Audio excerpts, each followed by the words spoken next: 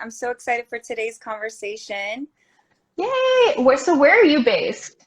I'm like also sharing this live so we can get some folks in here. Um, Yay! I live in Alexandria, Virginia, like 15, 20 minutes from the city. I'm currently in the city at my girlfriend's apartment. So, Okay. yeah. Ah, nice. Yeah. And I saw you're in Canada. I'm in Canada. Yeah, I'm out on the East Coast. Well, not really East Coast. There's no coast. I'm in Montreal. That's where I'm at. I've been to Montreal, so beautiful, so much fun. Oh, Hmm. I've never, I've never been to where you are at. So maybe that's on the list. Maybe when all of this is a little less infectious. I think you'd love it. So, Yay! Well, thanks for joining. This is our third, okay, this is the third live I've done with Women of Color podcasters. yeah. Um, yeah, I'm so excited I get to talk to cool people like you in our community, cool members. And of course, it's a great way to also just like shout out our community and get people to join. There's so many cool conversations like this going on in our community. You can go to womenofcolorpodcasters.co/community Uh, slash. yeah. I'll put the link in. Actually, I'll do that now before I forget. I'm gonna do that. I'll put that in the IGTV like description. Cool, cool. Um, and and um, and yeah, I actually was on there this morning because I am looking for some like transcription help right now, and there was already a post on there. So it's really helpful, at least for me as a fellow podcaster, to Oh, I am a feel less floundering.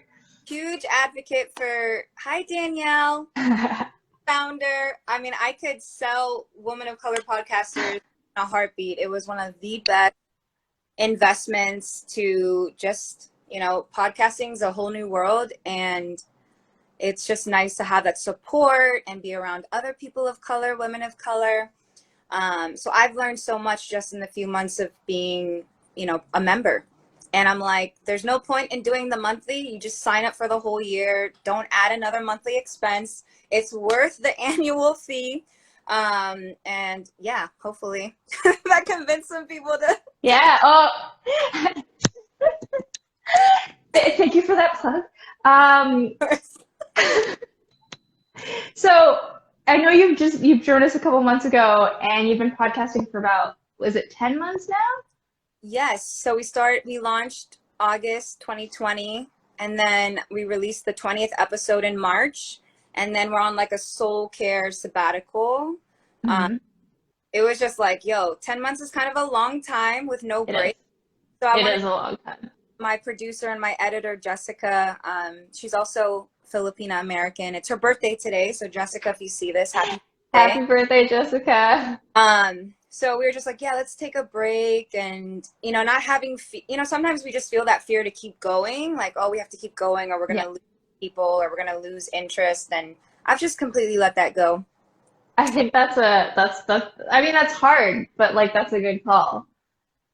Yeah, absolutely. It's the best thing. And it's like, I want to approach it with some fresh eyes. And now we're going to, because we did 20 episodes, solo episodes. It was just me. And Mm-hmm. I like built this muscle of learning how to talk by myself. Mm-hmm. Now Mm-hmm. for long periods of time. Like before, I'd be like so scatterbrained, but doing solo podcasting has helped me so much just to learn how to articulate and to Mm-hmm. build awareness of how I speak and what are my go-tos. And so now, after we've taken this break, we're going to be doing interviews and we're going to highlight. Oh, that's exciting. Yeah. What made you want to switch to having interviews instead of just talking on your Um, own? that was always the goal. I think we didn't start that way because we felt like it was just too much just learning how to start podcasting, right? So I didn't Right. want to add in more people into I don't want to say the mess of it all, but learning how to navigate podcasting. I was like, let's just do that with me first. Let's find a flow. Let's find a rhythm. But it was always in our like vision for Thrive and Thread Mm-hmm. podcast. Mm-hmm. Yeah.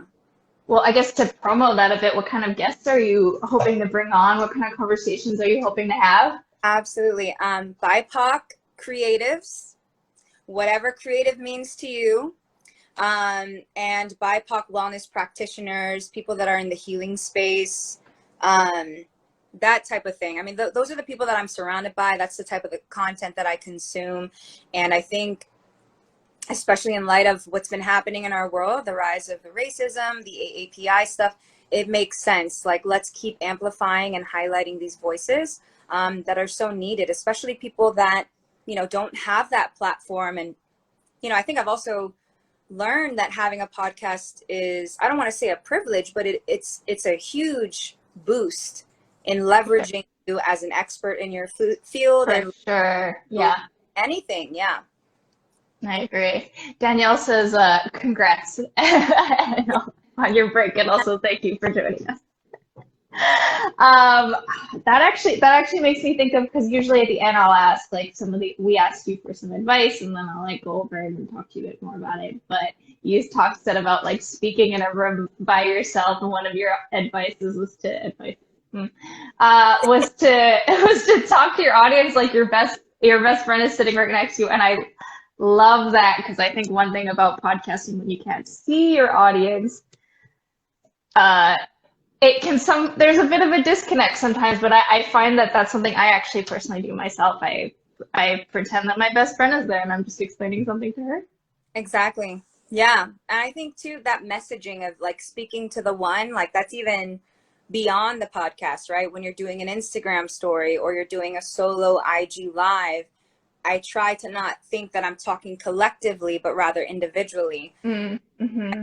Keep that in the forefront of my mind anytime that I'm creating content, a newsletter, Yes.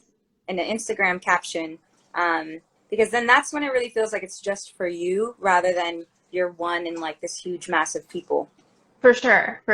No, I love that. I actually listened to your episode on burnout before this, and so I'm coming into this with that kind of like thinking about my energies, and because I work an online 9 to 5, so I was just basically your podcast put me in a good headspace for our lives, so that was cool to hear that before this.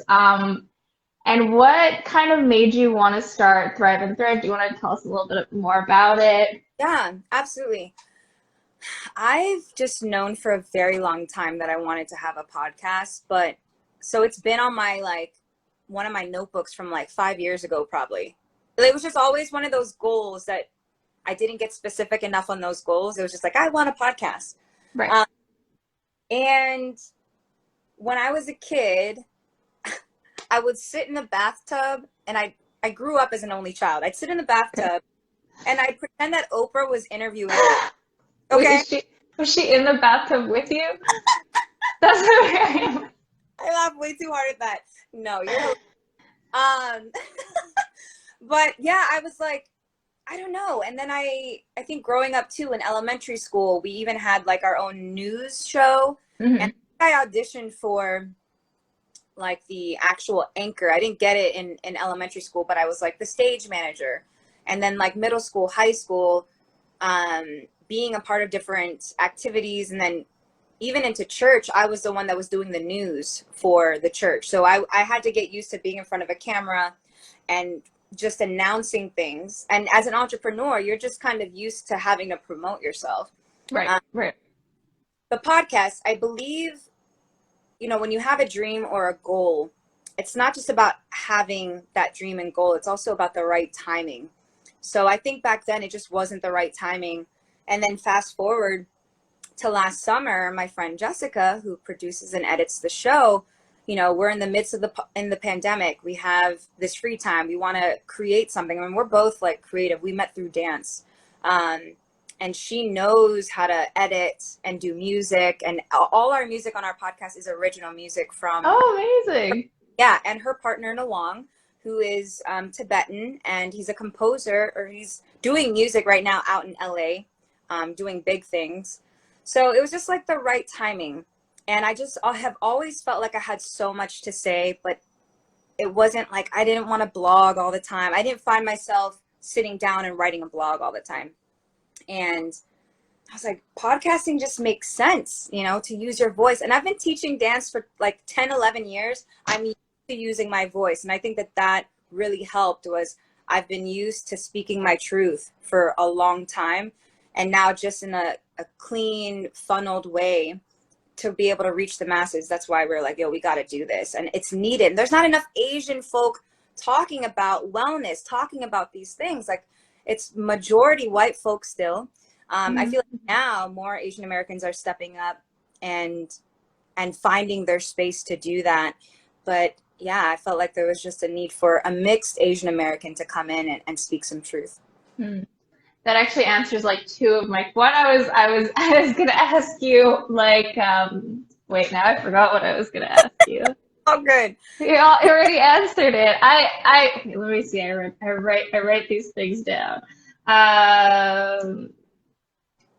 Oh yeah, what was the inspiration? Oh yes, because so I do my research, I do my Googling, and I know you wear quite a few hats, you do quite a few things.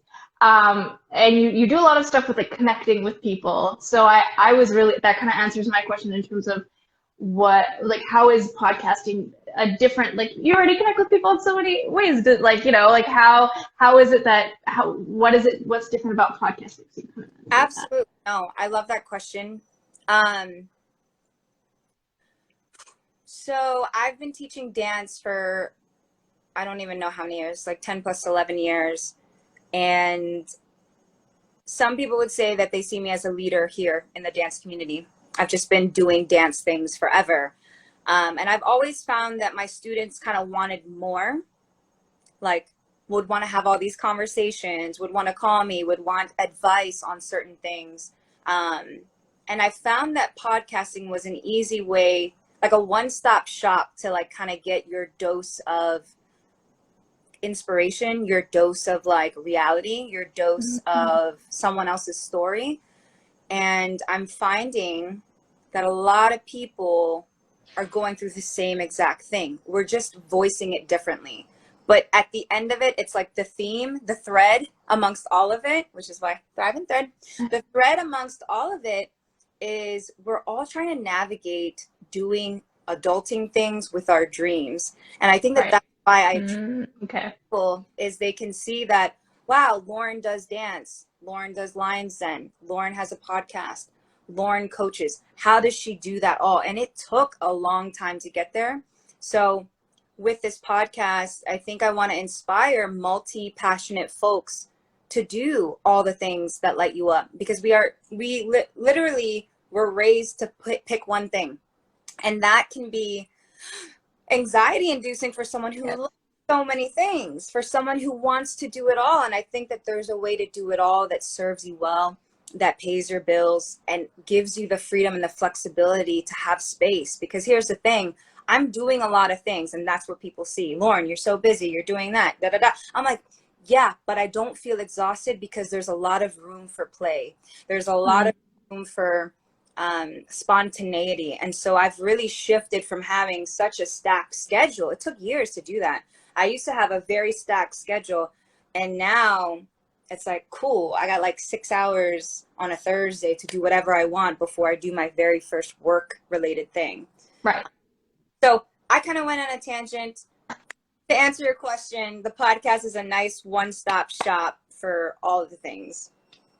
Amazing. I mean, and then it also makes me think of, you know, how, like, and you kind of mentioned it, but how do you, specifically with the podcast, how do you juggle putting out a podcast, you know, finding, you know, all this content ahead with everything else you have going on? I think that's a pretty, like, common thing to think about when you are putting out a podcast, especially if you're more on the independent side. Yeah. No. I will say this again. I don't think this would have been possible without my friend Jessica, because her strengths are different from mine. I could have done this all by myself, but I would have been so stressed in the process. So I think you need to know when to ask for help. You need to outsource the things that aren't your strengths. Outsource the things that you don't feel like learning. Like, yeah, I think it'd be really dope to learn how to edit and produce, but I don't have the bandwidth for that, right? Right. If I wasn't dancing and coaching and doing other things, maybe I would have done that. But I would say outsource the things, delegate the things that are not your strength. And then I'm not an over planner, so I don't get caught up in the planning.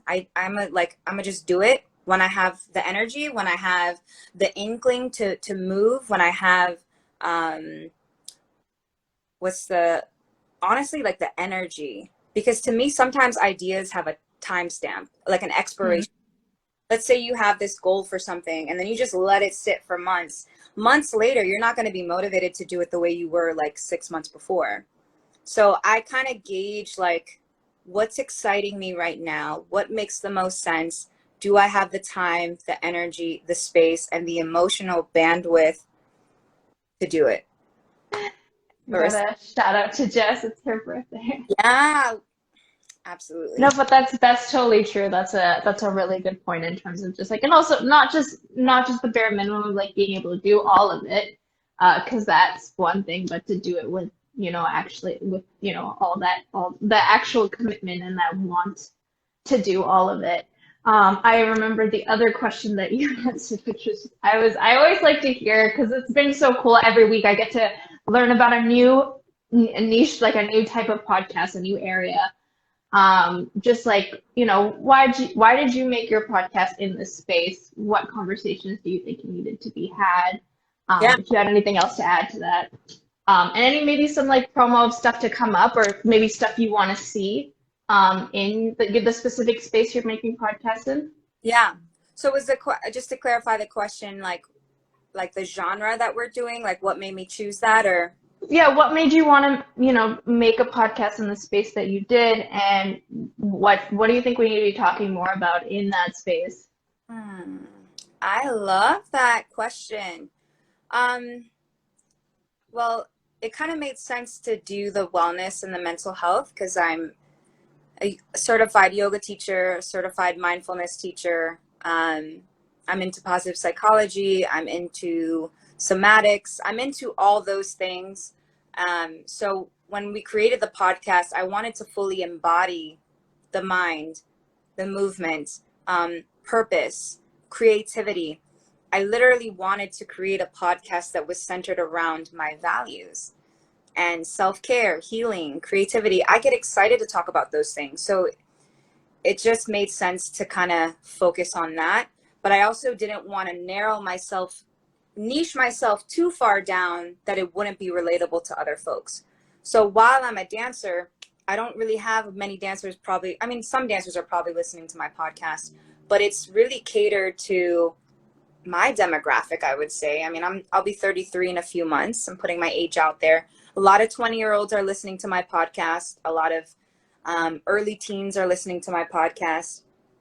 I wish I had more concrete metrics, which is something that I want to focus on for like the next season that we're doing. But I think what we need to see more of in this space is just real stories. I have been trying to be more raw and authentic on my Instagram story. Like I have said, I don't want to just show you my wins. I don't just want to show you when things are good. I want to share with you when I've been rejected. I want to share with you when something didn't come through. And really the message here is resilience.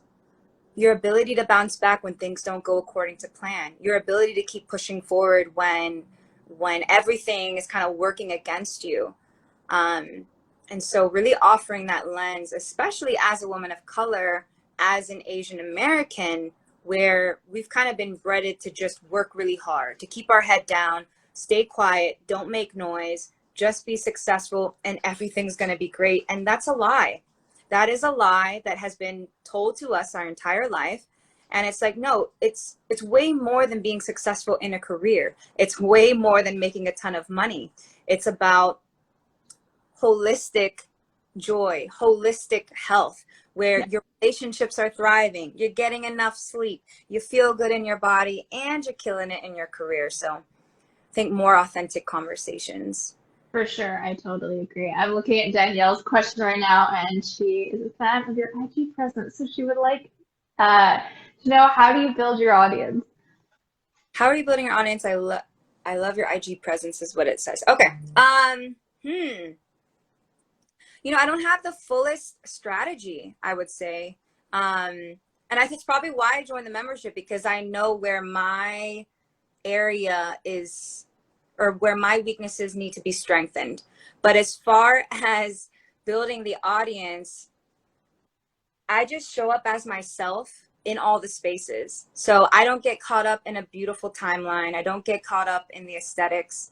I really think about building the audience as far as like, how can you serve your people? So Right. I'm making a story and I'm talking on my story, there has to be something that my audience is gaining from that.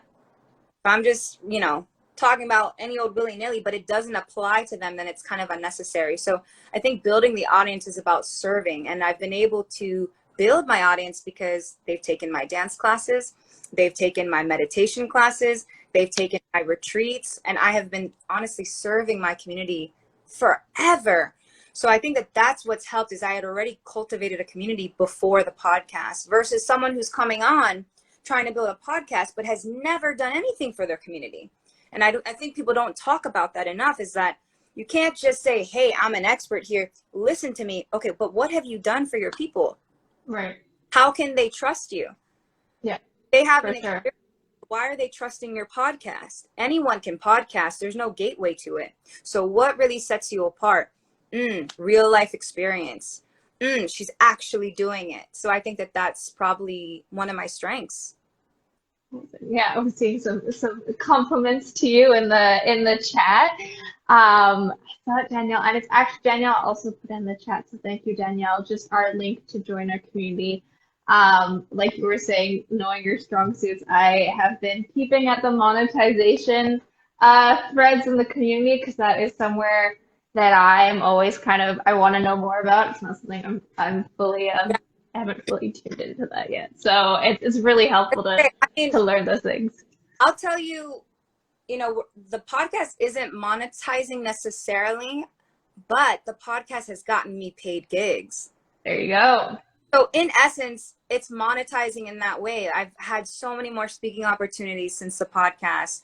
I'm actually leading a workshop next week for an organization out in Los Angeles, and I live amazing. right, and doing a wellness workshop, and that paying me pretty good. So I think it's just a commitment to service and a commitment to consistency. Yeah, consistency. For sure. Yeah. For sure.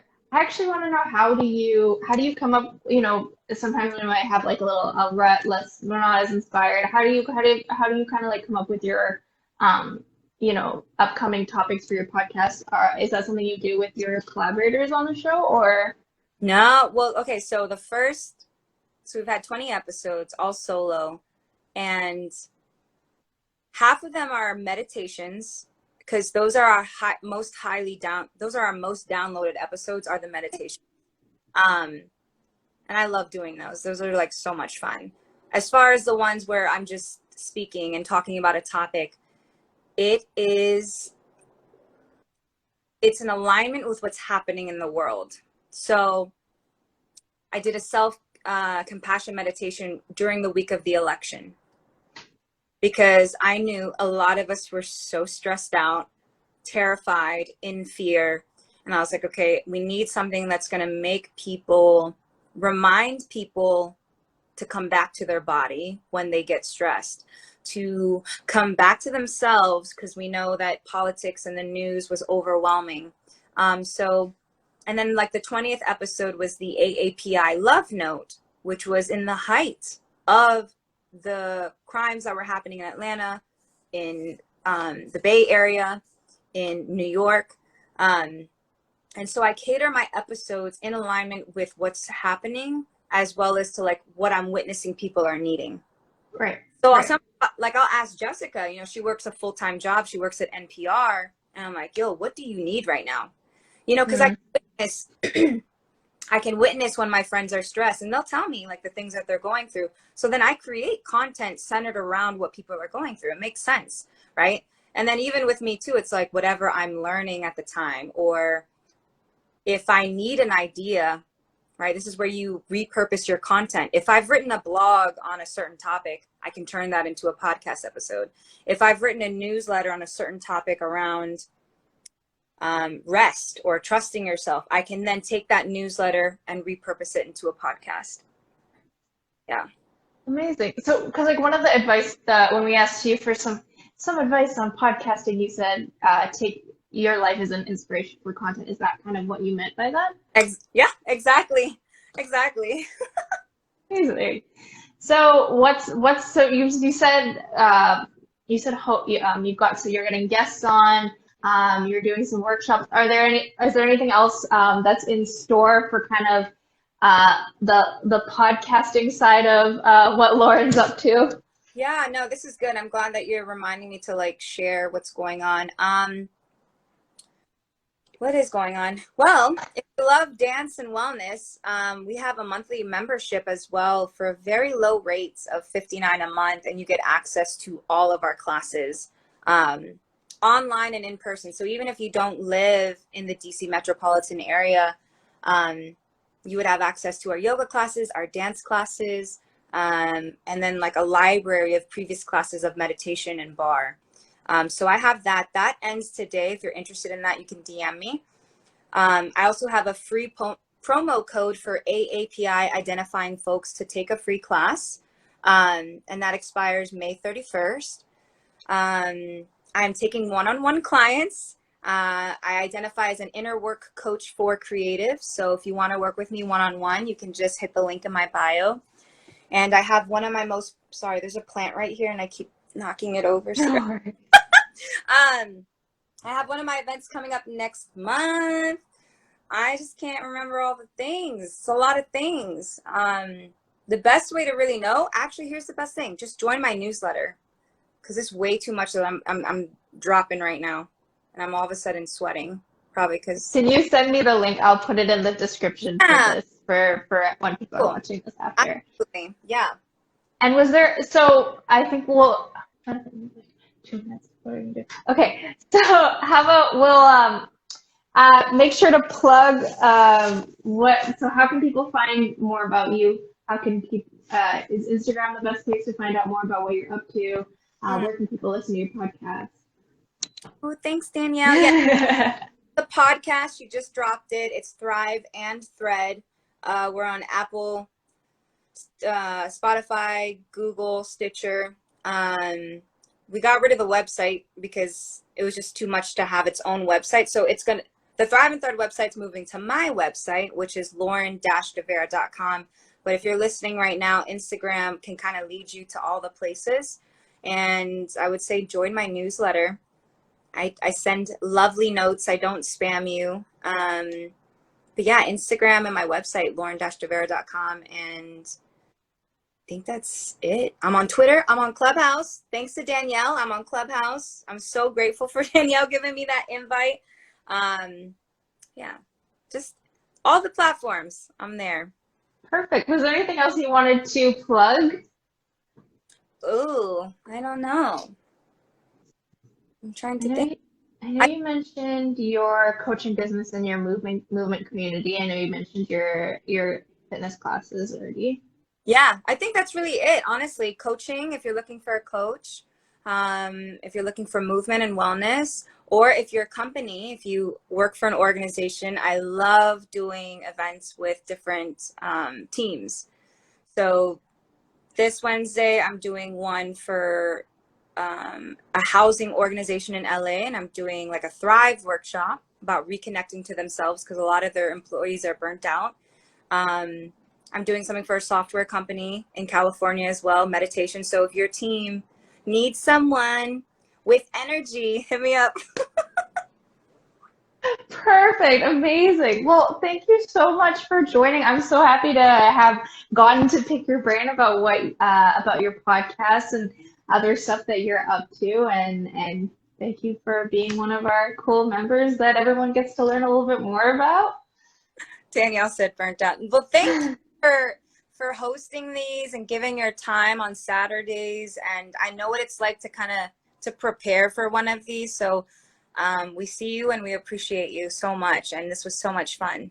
So thank you. Yay! And again, just if you want to join our community, you can go to wscpodcasters.co/community, and then put a slash at the end. Yeah. It's in the chat, and I'll put it in the description for when this becomes an IGTV. Next week, I'm talking to the host of Fabulous Buckery, who I also see in the chat. Hi, Bree. Cool. So that'll be next week. Cool. And then after that, we're going to take a little one week break, but that's only in 2 weeks. So don't worry. I'm still going to be here next week. Yes. Love it. Thank you so much, Lauren. Enjoy the rest of your Saturday. Thank you. You too. Bye. Go around. Bye, everyone. Thank you so much.